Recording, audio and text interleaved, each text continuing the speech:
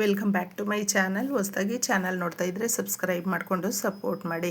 ವಾರಾಹಿ ದೇವಿಯ ಆಶೀರ್ವಾದ ಅನುಗ್ರಹ ಎಲ್ಲರ ಮೇಲೂ ಇರಲಿ ಅಂತ ವಿಡಿಯೋ ಪ್ರಾರಂಭ ಮಾಡ್ತಾ ಇದ್ದೀನಿ.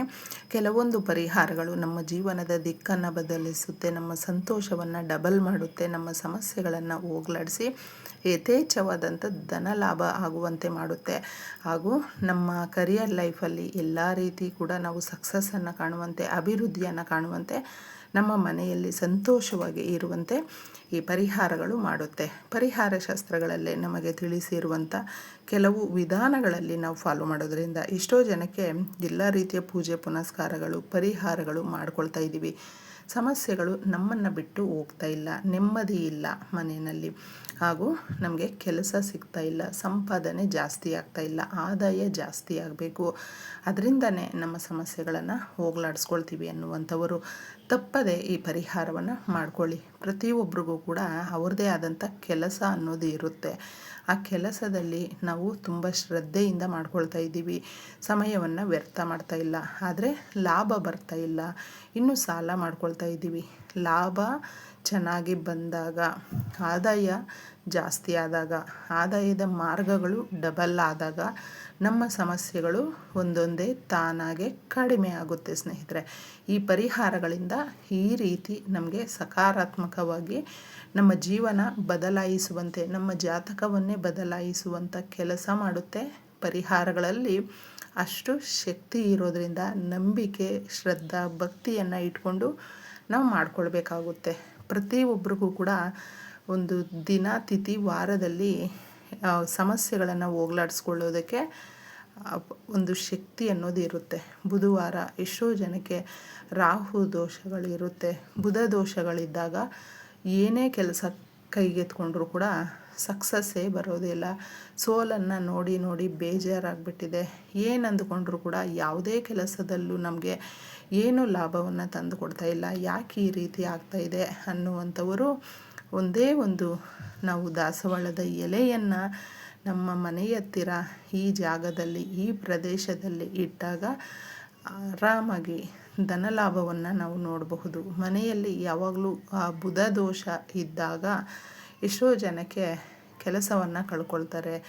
ಬುಧನು ಕೆಲಸ, ಬಿಸ್ನೆಸ್, ವಾಕ್ಚಾತುರ್ಯ, ಮಾರ್ಕೆಟಿಂಗ್ ಇದಕ್ಕೆಲ್ಲದಕ್ಕೂ ಕೂಡ ಬುಧನ ಅನುಗ್ರಹ ಅನ್ನೋದಿದ್ದಾಗ ತಪ್ಪದೆ ಈ ಎಲ್ಲ ಕಾರ್ಯಗಳಲ್ಲೂ ಕೂಡ ನಾವು ಈ ಎಲ್ಲ ಕ್ಷೇತ್ರಗಳಲ್ಲೂ ಒಳ್ಳೆಯ ಹೆಸರನ್ನು ಹಾಗೂ ಆದಾಯವನ್ನು ಗಳಿಸ್ಕೊಳ್ಬಹುದು. ತುಂಬ ಜನಕ್ಕೆ ವಾಕ್ಚಾತುರ್ಯ, ಮಾತು ತುಂಬಾ ಮುಖ್ಯವಾಗಿರುತ್ತೆ. ಅದರಿಂದನೇ ತುಂಬ ಒಂದು ಬಿಸ್ನೆಸ್ಸಲ್ಲಾಗಿರಬಹುದು, ಕೆಲಸದಲ್ಲಾಗಿರಬಹುದು ಮುಖ್ಯವಾಗಿರುವಂಥದ್ದು. ಇದನ್ನು ಇಂಪ್ರೂವ್ಮೆಂಟ್ಸ್ ಮಾಡ್ಕೊಳ್ಬಹುದು. ಅದರಿಂದ ಆದಾಯ ಜಾಸ್ತಿ ಆಗುತ್ತೆ. ಆದಾಯದ ಮಾರ್ಗಗಳು ನಮಗೆ ಜಾಸ್ತಿ ಮಾಡ್ಕೊಳ್ಳೋದಕ್ಕೆ ಈ ಪರಿಹಾರವನ್ನು ಮಾಡ್ಕೊಳ್ಳಿ. ತುಂಬ ಜನ ಸಾಲ ಮಾಡ್ಕೊಂಡಿರ್ತಾರೆ, ಸಾಲದ ಸಮಸ್ಯೆಗಳಿಂದ ಒದ್ದಾಡ್ತಾ ಇರ್ತಾರೆ. ಭೂಮಿಗೆ ಸಂಬಂಧಪಟ್ಟಂಥ ದೋಷಗಳಿರುತ್ತೆ. ಭೂಮಿಯನ್ನು ಅಂದರೆ ಅವ್ರದ್ದೇ ಸ್ವಂತ ಜಾಗ, ಜಮೀನು ಅನ್ನೋದಿರುತ್ತೆ. ಕೇಸು, ಕೋರ್ಟು, ಕಚೇರಿ ಅಂತ ಅಲಿತಾ ಇರ್ತಾರೆ. ಚಿನ್ನವನ್ನು ಗಿರ್ವಿ ಇಟ್ಟಿರ್ತಾರೆ, ಬಿಡಿಸ್ಕೊಳ್ಳೋದಕ್ಕಾಗೋದಿಲ್ಲ. ಸಾಲಕ್ಕೆ ಬಡ್ಡಿ ಕಟ್ತಾ ಇರ್ತಾರೆ. ಈ ಥರ ದೊಡ್ಡ ದೊಡ್ಡ ಸಮಸ್ಯೆಗಳು ಜಾಸ್ತಿ ಆದಾಗ ಆ ಸಮಸ್ಯೆಗಳಿಂದ ನಾವು ಮತ್ತೆ ವಾಪಸ್ಸು ಹೊರಗಡೆ ಬಂದು ನೆಮ್ಮದಿಯಾಗಿ ಇರಬೇಕು ಅನ್ನುವಂಥವರು ತಪ್ಪದೇ ದಾಸವಾಳದ ಎಲೆಯ ಪರಿಹಾರವನ್ನು ಮಾಡ್ಕೊಳ್ಳಿ. ಸಂಜೆ ಅಷ್ಟರಲ್ಲಿ ಚೆನ್ನಾಗಿರುವಂಥ ಒಂದು ಎಲೆಯನ್ನು ನಿಮ್ಮ ಮನೆಗಳ ಹತ್ರ ಇರುವಂಥದ್ದು, ರಸ್ತೆಗಳ ಹತ್ರ ಎಲ್ಲಿರುತ್ತೋ ಒಂದು ಎಲೆಯನ್ನು ತಗೊಳ್ಬೇಕಾದ್ರೆ ನಮಸ್ಕಾರ ಮಾಡಿ ಪರಿಹಾರಕ್ಕಾಗಿ ತಗೊಳ್ತಾ ಇದ್ದೀವಿ ತಾಯಿ, ಈ ದಿನ ನಮ್ಮ ಕೆಲಸಗಳು ಎಲ್ಲವೂ ಕೂಡ ಸರಾಗವಾಗಿ ನಿರ್ವಿಘ್ನವಾಗಿ ನೆರವೇರಲಿ ಅಂತ ಪ್ರಾರ್ಥನೆ ಮಾಡಿಕೊಂಡು ಕೇಳಿಕೊಂಡು ಎಲೆಯನ್ನು ತಗೊಂಡು ಬನ್ನಿ. ಮನೆ ಹತ್ರ ತಗೊಂಡು ಬಂದಿದ್ದೆ. ಇದನ್ನು ನಾವು ಏನು ಮಾಡ್ಕೊಳ್ಬೇಕು ಅಂತ ಹೇಳಿದ್ರೆ, ಒಂದು ಕಷ್ಟ, ಕಾರ್ಪಣ್ಯ, ನೆಗೆಟಿವು, ಪಾಸಿಟಿವ್ ಏನೇ ಆಗಿರಬಹುದು, ಲಕ್ಷ್ಮೀದೇವಿ ಕೂಡ ನಮ್ಮ ಮನೆ ಒಳಗಡೆ ಬರಬೇಕು ಅಂದರೂ ಕೂಡ ಅದು ಹೊಸ್ತಿಲಿನ ಮುಖಾಂತರನೇ ಬರಬೇಕು, ಸಿಂಹದ್ವಾರದ ಮುಖಾಂತರನೇ ಬರಬೇಕು. ಪ್ರತಿ ಮನೆಗೂ ಹೊಸ್ತಿಲು, ಬಾಗಿಲು ಅನ್ನುವಂಥದ್ದು ನಮ್ಮ ದೇಶದಲ್ಲಿ ಬಹಳ ಮುಖ್ಯವಾಗಿ ನಾವು ಆ ಒಂದು ಹೊಸ್ತಿಲಿನ ಪೂಜೆ ಅಂತ ಮಾಡ್ತೀವಿ. ಪ್ರತಿ ಶುಕ್ರವಾರ ನಾವು ವಿಶೇಷವಾಗಿ ಅದನ್ನು ಆರಾಧನೆ ಮಾಡೋದ್ರಿಂದ ಎಲ್ರಿಗೂ ಕೂಡ ಹೊಸ್ತಿಲು ಅನ್ನುವಂಥದ್ದು ಬಹಳ ಮುಖ್ಯವಾಗಿರುತ್ತೆ.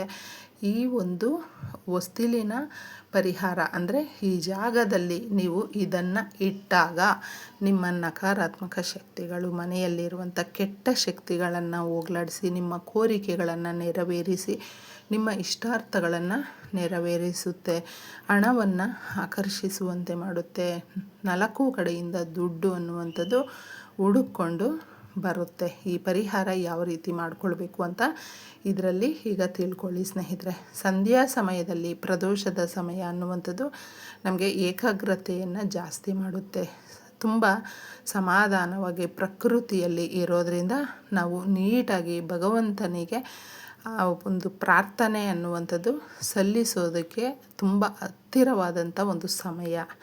ಈ ಶಕ್ತಿದಾಯಕವಾದ ಸಮಯವನ್ನು ಮಿಸ್ ಮಾಡ್ಕೊಳ್ಳೋದಕ್ಕೆ ಹೋಗಬೇಡಿ. ಎಲೆಯನ್ನು ತಗೊಂಡು ಕ್ಲೀನಾಗಿ ಒರೆಸಿ ಆ ಥರ ಅಥವಾ ತೊಳೆದು ಇಡಿ.